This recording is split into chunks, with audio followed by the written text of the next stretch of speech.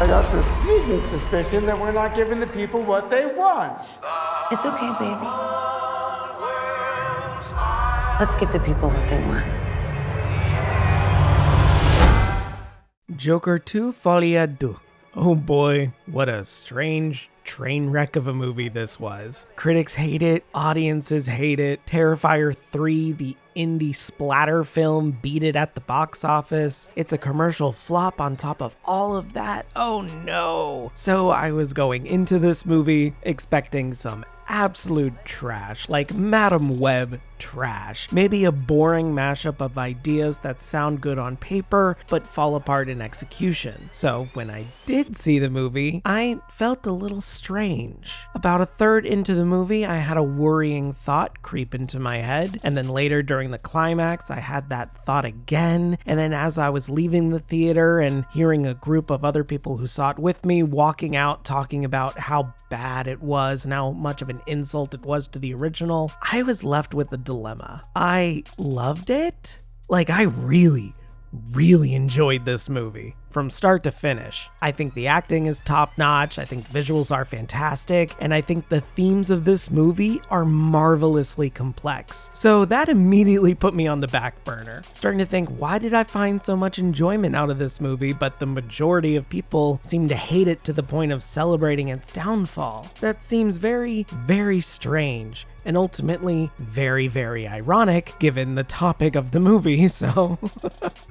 I think I figured it out after talking with some other friends who also saw it and disliked it, and seeing various reviews about why this movie is supposedly an awful film. So bear with me and let me explain why all these negative reviews and people probably just don't get it. Let's start with the plot. So what is Joker 2 even about? This film follows Arthur Fleck, aka the Joker, in Arkham Jail and in court for the murders he committed in the previous film. While trying to go for an insanity plea, he meets a woman named Lee Quinzel who seems ecstatic to push the Joker personality forward, diving into a whirlwind romance among the court drama. And I think that right there is the first clue and reason as to why people dislike this movie. This isn't a comic book movie. It's not a chaotic crime spree or a commentary about what happens when society pushes the downtrodden to the point of breaking like the first movie. This is a very, very different film than the first. This is a slow burn, a realistic courtroom drama about a guilty, mentally ill person trying to argue his freedom or whether what he did was justified, whether he even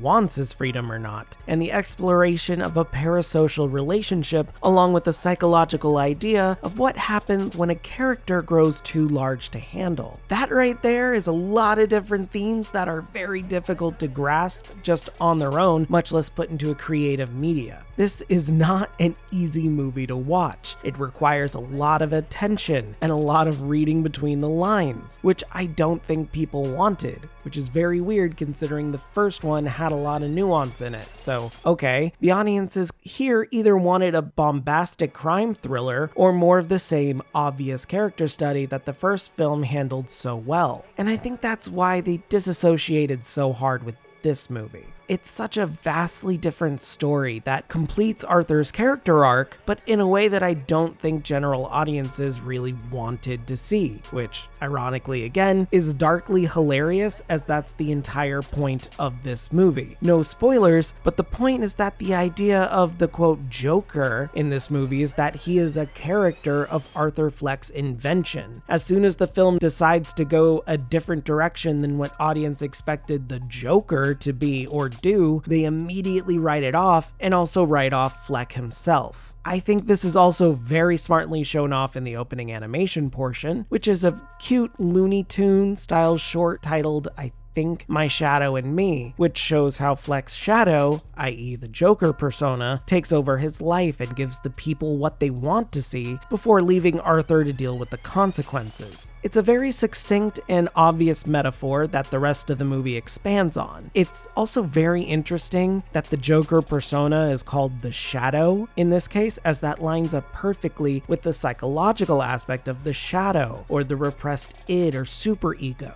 The shadow, psychologically speaking, is essentially an opposite force acting upon the self. It is a type of archetype that seeks out subconscious needs that are usually in direct conflict with what the self wants or sees. There's a variety of explanation and ideas surrounding it. This isn't a Psych 101 course, so I'm not going to explain it outright, but bringing it out so plainly and calling the Joker character the Shadow helps bring this film's deeper theme around, being what happens when the shadow becomes too large to control, and the question of what happens when society likes the shadow more than the actual person. There's other bits of ego restructuring, the idea of humility and consequences, and even more when we turn to see Harley Quinn's character. We get an exploration of parasocial relationships and the idea of various manipulation tactics. Before I continue into that, I just want to point out how complex and admittedly difficult to grasp a lot of these concepts are, especially if one doesn't have any background knowledge or even extremely light knowledge about them. These are essentially niche psychology aspects, so I can forgive people for not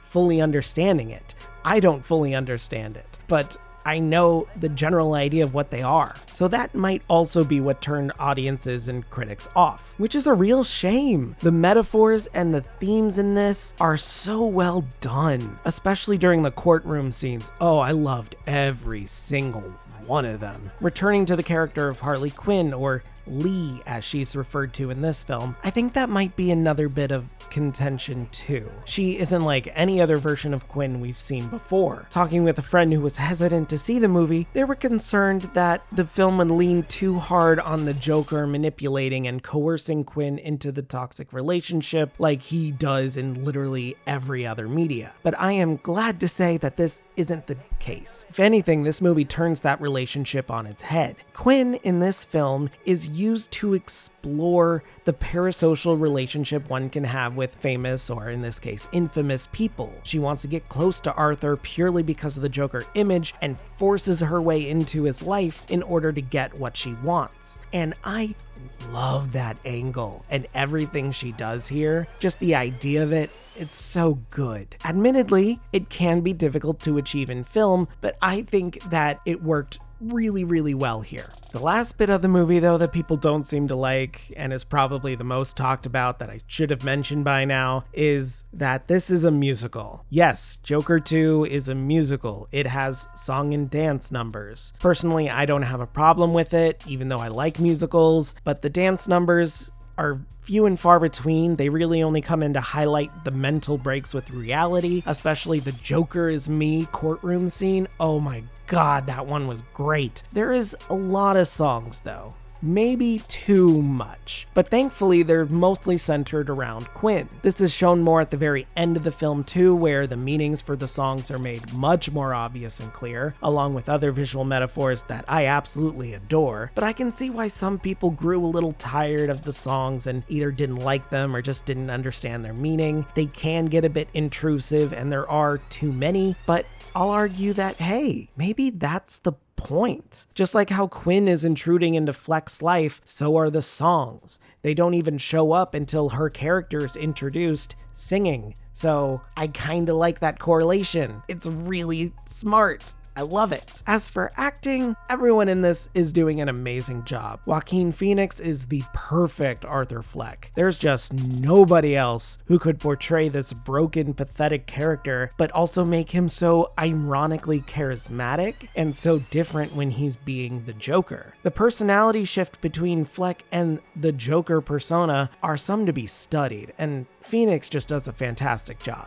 Then we have Lady Gaga being a great Lee Quinzel as well. She's so effortlessly confident and really comes across like a crazed girlfriend who will randomly break into song because it suits her. She plays Lee as such a conflicting person who will clearly say one thing and do another completely different thing because she wants to. I love it. It just really works. And lastly, although not a main character, I do want to bring attention to Lee Gill, reprising his role as the janitor Gary Puddles from the first film. He has one scene that is basically a glorified cameo, but his one scene in the courtroom is probably my favorite out of this entire movie. There's so much tension watching him do this small scene and his back and forth between Phoenix's Flek, and it's so unnerving. The tension I felt watching this, and Gil's extremely sincere and frightened delivery, along with how this scene marks a turning point for Flek's character arc, it's amazing.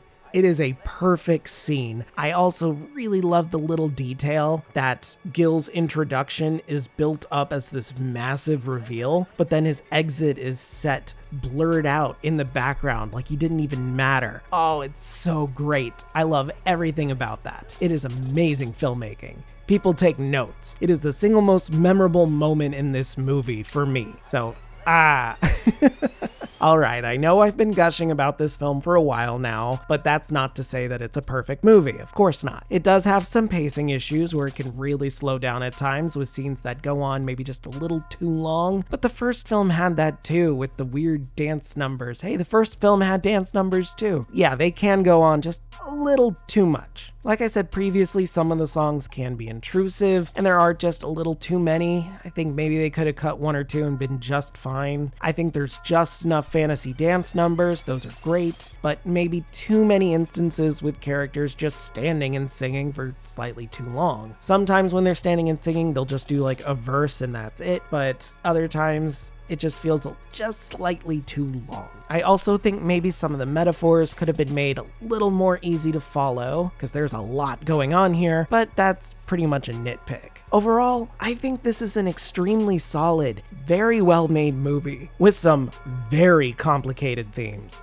that will challenge you. It is a travesty that people are writing this off just because they either didn't understand it, didn't get what they wanted, or that it wasn't like the first. I personally love this movie, and I want to discuss the themes some more because there are so many directions you can take these ideas. The director, Todd Phillips, did everything he could to keep DC Studios at arm's length and treat this film as its own standalone title. And in so doing, he probably pissed fans off even more because it doesn't feel like a comic book movie. The characters are inspired by their comic book counterparts, but they're different takes. If you want a gritty superhero movie, go watch the new Batman movie or something. I don't know. This movie is different in every other way. One friend told me specifically that this would have been a great film had it just had nothing to do with DC in general and been an otherwise normal movie, not connected to the character of the Joker. And honestly, that pisses me off. Just because the film didn't meet your expectations and took a different idea somehow lessens the film? That's ridiculous. I encourage everyone to watch this movie, but to understand going in that this is a slow burn courtroom drama character study. It's not a thriller. It's not an action film. There is no Batman. Maybe knowing about psychological ideas like the shadow and the id and the ego will help too, but seriously, it's just a good movie overall, and I'm tired of listening to people saying it's not. It's criminal that this film is being dunked on because it isn't what people wanted. Dig a little deeper and keep an open mind, and I think you'll be pleasantly surprised. Ultimately, Joker FOLIE À DEUX gets an 8 out of 10 from me. Hey guys, thanks for sticking around for another one. I know, I'm gonna get shit on in the comments. People are gonna say, ooh, I'm wrong, your take is trash, or maybe they'll agree with me. I really liked this movie, and I think if you go in with tempered expectations and know that this is going to be a realistic-esque courtroom drama, then I think you'll have a good enough time. Yes, it's based on the characters, but they're remade in ways that I don't think have ever been put to media before. So that's really cool. I like how this works. I like how there is no Batman. Harvey Dent shows up, but that's pretty much it. They give a mention of Arkham. There is one weird moment right when the court starts where they say it's the people of New York against Arthur Fleck, but I'm like, I thought this was Gotham, but then later they keep calling it Gotham. Maybe that's just a mix-up and I don't understand how the court system in this world works, but I don't know. I've never been put on trial.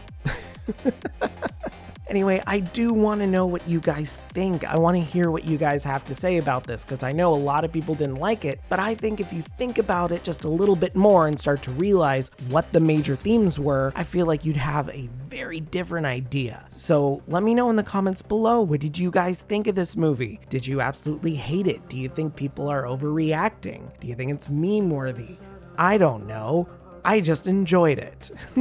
After that, don't forget to like the video, subscribe, ring that bell so you don't miss a video, and yeah, that's it. Have a great day, and if you're not, have a better one. See ya. I'm just a ghost in your stereo, the fading memory of a shipwreck in the undertow. You're just a lost song, and I'm just a ghost in your stereo.